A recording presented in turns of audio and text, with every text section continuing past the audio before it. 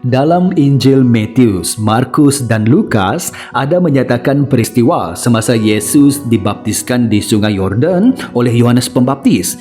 Tetapi dalam Injil Yohanes, ianya hanya menyatakan tentang kesaksian menurut perspektif Yohanes Pembaptis. Dan ini kata Yohanes Pembaptis, dia berkata, "Aku melihat roh seperti burung merpati turun dari langit lalu hinggap di atasnya.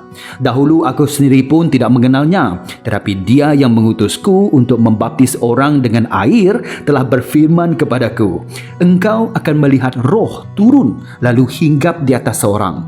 Dialah yang akan membaptis orang dengan Roh Kudus.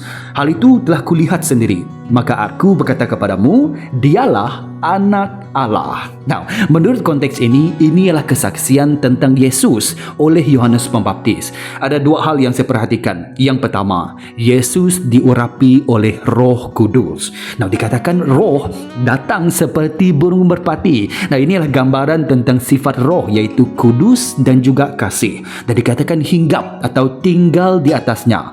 Nah, ini memberi gambaran tentang pengurapan. Nah, mari saya ingatkan kita, dalam perjanjian lama, Roh Kudus akan turun ke atas individu-individu yang dipilih oleh Allah Tuhan sendiri, seperti para hakim, nabi dan juga raja. Tetapi urapan mereka ialah urapan yang tidak kekal, dan itu hanya untuk sementara waktu.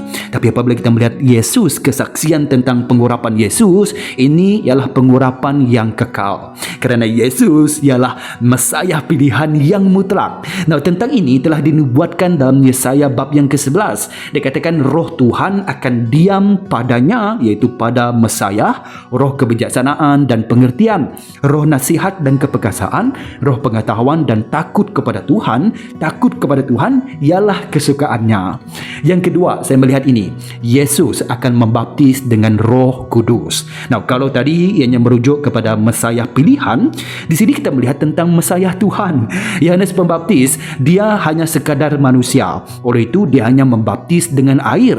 Tetapi Yesus, dia bukan sekadar manusia. Dia membaptis orang dengan Roh Kudus. Nah, ini hanya Tuhan saja yang boleh lakukan, membaptis orang dengan Roh Kudus. Nah, begitu juga ini menunjukkan tentang keilahian Yesus Kristus.